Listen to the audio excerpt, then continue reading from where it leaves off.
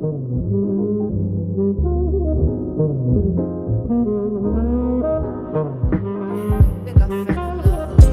trying to be real authentic. I like to rock a watch, but the hands don't tick. Hey, what's up everybody?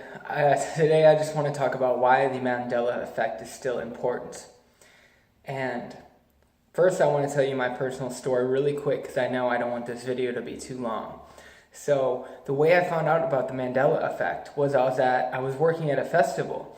And it was a festival that people dress up and they wear a lot of different things. And one of the things that one person was wearing was one of the Looney Tunes Toon Squad from Space Jam, one of the jerseys.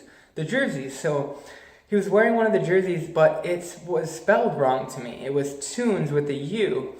And at the time I was like, dude, because I loved that movie growing up, I was like, dude, that's such a sweet jersey. Too bad he doesn't have the authentic one. I wonder if he made it himself. Like, that's honestly what I thought. I thought that he made it himself. And there was like a copyright thing or something. And that's why it couldn't be spelled the actual way that it's spelled. So I come to find out, I go home and I just type it in and it was always spelled Tunes with a U. And I was like, what? This can't be right. So I just kept doing more research and I came across something that said Mandela Effect, and I clicked on it and my mind was blown. I was just like, what is going on? Because I'm a very observant person. Like, if a coworker gets a haircut or gets a new pair of jeans, I literally am the person to be like, oh, nice pants. Those are new, right? Or did you cut your hair? Did you dye it? Did you do anything that not everybody would always notice? And I'm also very, very, very, like, I have a good memory. Like, this is what I know, and I know it for a fact. So a bunch of other things started coming up, like the Chick-fil-A sign, McDonald's, the Ford symbol, the Berenstain Bears one. That one I wasn't quite too sure about because I only watched it when I was a little kid, or read the books when I was a little kid. But there's so many that if anyone could write one down, I guarantee I'm like affected by every single one. The spelling of dilemma in my reality always had an N and it wasn't two M's, and I'm not a very good speller, so I remembered that was a word that I could spell, and it was just a funny thing. I was like, I can spell this word because it has a silent N, dilemma.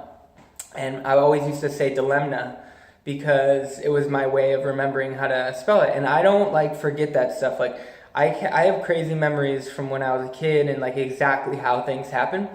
So to just try to say that it doesn't mean anything is just completely crazy in my opinion, right? So the reason why I think this is still really important, and why if you're experiencing any of this stuff that you should like continue to try to find answers, because I don't think it's like the Large Hadron Collider that CERN opened up a portal. I think it's a way to get us to wake up. It's the people that are experiencing this are the people that have been usually trying to better their lives. They're trying to find the truth. Or they're at least the kind of people that are open to possibilities of there being something bigger out there. And we're the people that are supposed to bring in a new way of thinking to the world, because what we've been doing obviously isn't working. We have the same system that's giving us presidents that we don't really want.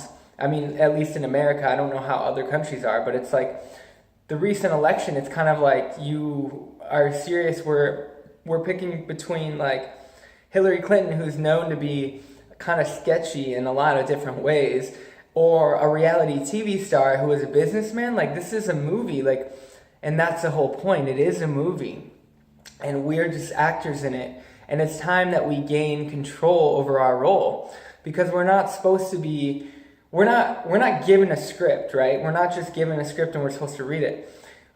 We create the script and we create the dialogue, we create the reality, we create what we do and how we interact with the people around us. So if you're experiencing these things where you just know that something is going on and something is changed, something's different, I think it's our responsibility to just keep that in focus and try to look beyond ourselves and try to figure out, like, what if this is like God, or the universe, whatever you want to say, whatever word you want to say, trying to show us that this is all just a game and everything is not what it seems. It's not black and white. It's not this is how it is and this is how it always will be. It's like we have the ability to change it and we have the ability to make things better. And that is why I think it's so important. I think these things are still going to keep happening. It's just kind of crazy that it's been happening for a while. I've heard people say that it's been happening for years and years and years. Like they noticed stuff since they were a kid. Like, and then I always thought, like, is that why, you like misplaced something, but you said it there, but then maybe in this reality you never said it there? And that's another one of my theories, is that we're always moving in and out of choices and timelines. And it's just becoming more aware. We're becoming more aware of it because the Earth's vibration is speeding up, our vibration is speeding up, and we're able to like see and understand things at a greater level. We're able to see past the veil, if you will. We're able to understand things that before we were kind of just numb to, or we weren't awake enough. I hate to use that word, but it's true. Like we weren't awake enough to see. We were kind of all sleepwalking, and now we're finally starting to like realize like things are not what they seem.